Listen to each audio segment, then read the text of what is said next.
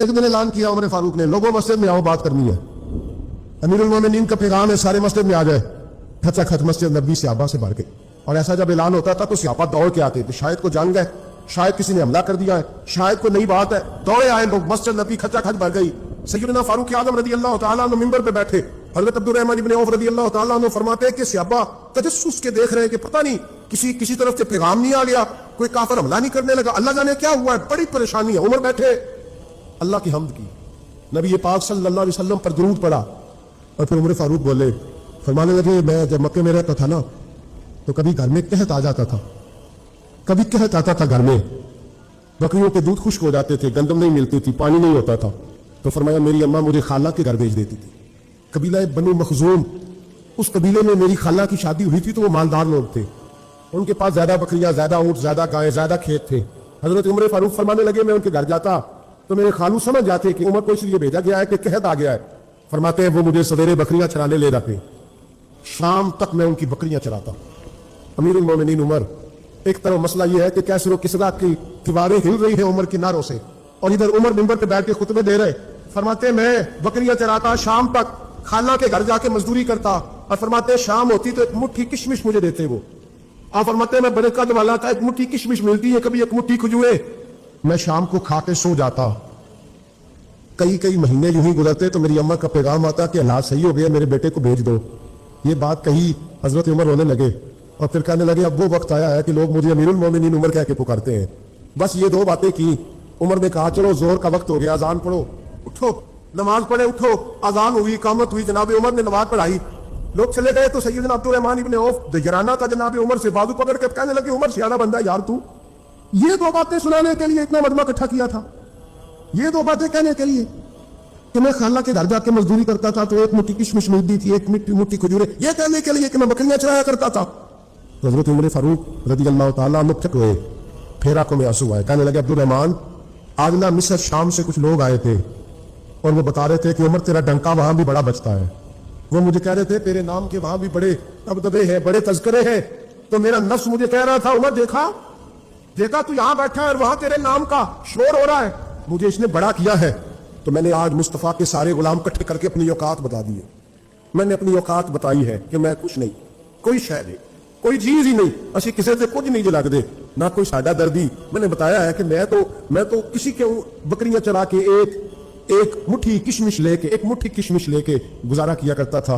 एक सहाबी थे हजरत जनाब सैयदना खफाफ बिन ईमान गफ्फारी रज़ी अल्लाह तआला, इन्होंने बड़ा किरदार अदा किया था मैदान उहद में, इन्होंने और इनके साहिबजादे ने। तो इनकी बेटी एक दिन हजरत उमर के पास आई, खफाफ बिन ईमान रज़ी अल्लाह तआला अन्हु की साहिबजादी अपने ससुराल चली गई थी, वहां उसका खामद इंतकाल कर गया। वो खातून वापस आ गई, वो हजरत उमर से मिली, बेवा औरत। हजरत खफाफ बिन ईमान की साहिबजादी बेवा होके आ गई, बच्चे साथ थे, सरे राह जनाब उमर से मिली और मिल के कहने लगी, हुजूर मैं उस सहाबी की बेटी हूं जिन्होंने ओहद वाले दिन अपने बेटे के साथ मिलकर मुआसरा किया था, बच्चे मेरे यतीम हो गए हैं, मैं बेवा हूं। हजरत फारूक आजम रज़ी अल्लाह तआला अन्हु ने फहरिस्त नहीं मांगी, खर्चे की डिटेल नहीं मांगी, तुम आना फलाने से मिलना, परसों 9 बजे आ जाना दफ्तर, ये कोई बात नहीं की। हजरत उमर गौर से खड़े, उस बेटी की बात सुनी, छम छम सैयदना फारूक की आंखों से आंसू गिरे, दौड़ के घर गए, एक ऊंट निकाला, वहां से माले गनीमत का माल के भर के 2 बोरियां, और बोरियों में क्या था, चांदी भी थी, नकदी पैसे भी थे, कुछ जरूरत का सामान भी था, गल्ला भी था। 2 बोरियां भर के ऊंट पे रख के खुद लगाम उस बेटी के हाथ में थमा के का, पुत्र सामान भी तेरा है, ऊंट भी तेरा है, और ये ना समझना यही कुछ तुझे दिया है, जब ये खत्म होगा तो रब तेरे लिए और बंदोबस्त फरमाएगा। क्या माना कि ड्यूटियां लगा दी गई हैं, हमें पता है ये सामान कब तक खत्म हो जाएगा, पैसे कब तक खत्म हो जाएंगे, तेरे लिए मैंने नए हुक्म भी जारी कर दिए हैं। हजरत उमर वजीफा लगाने लगे तो हुजूर के घर में खिदमत करने वाले हजरत उसामा बिन ज़ैद का वजीफा डबल लगाया और अपने बेटे अब्दुल्ला इब्न उमर का वजीफा सिंगल लगाया। तो हजरत उसामा बिन ज़ैद कहने लगे, अब्बा जी मैंने तो हिजरत भी की, जिहाद भी किया, उसामा तो उन दिनों बचे थे। तो हजरत सैयदना उमर फारूक जवाब में कहने लगे, पुत्र उसामा के वालिद ज़ैद ने भी हुजूर के घर में नौकरी की, उसामा भी नौकरी कर रहा है। हजरत उमर की शान क्या है जमाना जानता है, और फिर भी हजरत उमर फरमाने लगे, تو نے اپنے باپ کے ساتھ ہجرت کی، فرمایا ان کی خدمت زیادہ ہے حضور کے گھر میں، لہذا ان کا وظیفہ بھی زیادہ لگایا جائے گا۔ چادریں آئی تھی مال غنیمت میں، ڈھیر ساری چادریں، ڈھیر ساری۔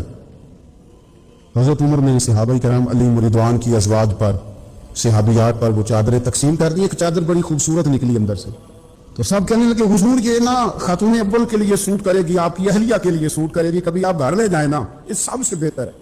تو یہ حضرت عمر کی بالغ نظری ہے، وہ کیا بندہ ہوا جس کی ہر جگہ نظر ہی نہ ہو۔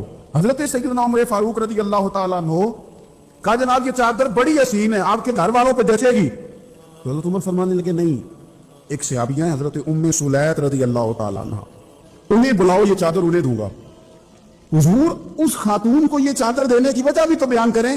تو حضرت عمر فرمانے لگے جب احد میں ڈھیر سارے لوگ زخمی ہو گئے تھے اور بھگدڑ مچ گئی تھی اور حالات خراب ہو گئے تھے، تو فرمایا میں نے اپنی آنکھوں سے دیکھا کہ اس ایمرجنسی کی حالت میں بھی جناب ام سلیت مشکیزہ پکڑ پکڑ کے زخمیوں کو پانی پلا رہی تھی۔ اس خاتون کی خدمات ہیں امت کے لیے، اس نے ڈیوٹی کی ہے صحابہ کے لیے، لہذا اس عورت کا زیادہ حق بنتا ہے کہ اس کو یہ احساس دیا جائے میرٹ کی بنیاد پر تقسیم ہوگی، رشتہ داری کی بنیاد پر، تعلق کی بنیاد پر نہیں ہوگی، اس کا حق زیادہ بنتا ہے، اس کا درجہ زیادہ بنتا ہے، خدمات زیادہ ہیں، اس نے اپنی ڈیوٹی زیادہ اچھے طریقے سے سر انجام دی ہے۔ حضرت عمر جمعہ پڑھا رہے تھے، ایک صحابی دیر سے آئے تو حضرت عمر نے بعد میں بلا لیا، فرمایا تم اتنے سمجھدار آدمی ہو کہ اگر جمعے میں دیر سے آؤ گے تو باقی لوگوں کا کیا بنے گا؟ تو صحابی آگے سے کہنے لگے مجھے پتا تھا آپ نے پوچھنا ہے، اور میں تو کہیں کام میں مصروف تھا، امیر المومنین میں تو دوڑا آیا ہوں، میں تو غسل بھی نہیں کر سکا، وضو کر کے مسجد میں آ گیا جمعہ پڑھنے۔ تو وہ عمر فاروق ان کی بات سن کے خوش ہوئے، فرمانے لگے رب تیرا بھلا کرے، اس طرح کرنا، آئندہ جمعہ پڑھنے آنا تو غسل کر کے آنا، میرے نبی پاک نے غسل کرنے کا ارشاد فرمایا جمعے والے دن، غسل کر کے آنا۔ حضرت عمر فاروق رضی اللہ تعالیٰ عنہ باہر والوں کا بھی بڑا سخت حساب کرتے تھے، بڑا، ایک گورنر صاحب نے لباس بڑا شاندار پہننا شروع کر دیا تھا تو حضرت عمر نے اتروا کے نا تو انہیں ٹاٹ کا لباس پہنا کے تو اونٹ چلانے کی ڈیوٹی دے دی تھی، اتنا سخت احتساب کرتے۔ کسائی کی دکان پر بھی 1-2 گھنٹے کھڑے ہوتے تھے، جو آدمی مسلسل 2 دن گوشت خریدتا تھا نا، فرماتے تھے اس کا ٹیکس بڑھا دو، لوگوں کو دال نہیں مل رہی اور یہ روز گوشت کھاتا ہے۔ حضرت فاروق اعظم اس کو جزیہ کہا جاتا تھا، کچھ اور معاملات ہوتے تو بنا دیتے، مسلسل جو 2 دن آدمی گوشت کھاتا تھا، فرماتے تھے مدینے میں غربت ہے، اگر یہ والا نظام تم کرو گے تو غریب لوگ کس کی طرف دیکھیں گے۔ لیکن اس سے زیادہ بڑھ کر جو ان کی زندگی کا معیار اور سٹیٹس تھا وہ یہ تھا کہ اپنے گھر کا خاص خیال رکھتے، خاص توجہ کرتے۔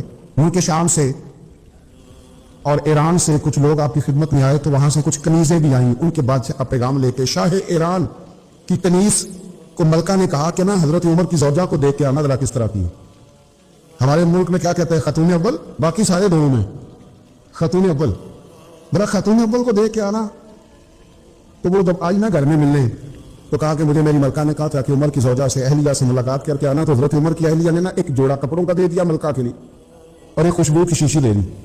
اب جب وہ تو اسے وہاں گئے تو اس ملکہ نے نا کچھ سونے کا سامان بھیجا، کچھ زیورات بھیجے، کچھ تحائف بھیجے۔ جب حضرت عمر کے گھر آئے نا وہ خادم لے کے آیا، اس نے کہا جی آپ کی اہلیہ نے تحفے بھیجے تھے، تو جواب میں شاہ ایران کی بیوی نے یہاں جس ملک کا وہ سفیر تھا انہوں نے بھی یہ بھیجے۔ تو حضرت عمر فاروق نا وہ تحفے لے کے گھر گئے تو جا کے کہنے لگے اپنی اہلیہ سے یہ کیوں کب سے تحفے تحائف بھیجنے لگ گئی ہے، یہ کب سے نظام شروع ہو گیا؟ تو حضور تحفہ دینا لینا تو ٹھیک ہے، سنت ہے، محبت بڑھتی ہے، تو یہ کوئی کباہت نہیں، اور میں نے اپنی ذاتی استعمال کے لیے جو چیزیں رکھی تھی وہ میں نے دی ہیں۔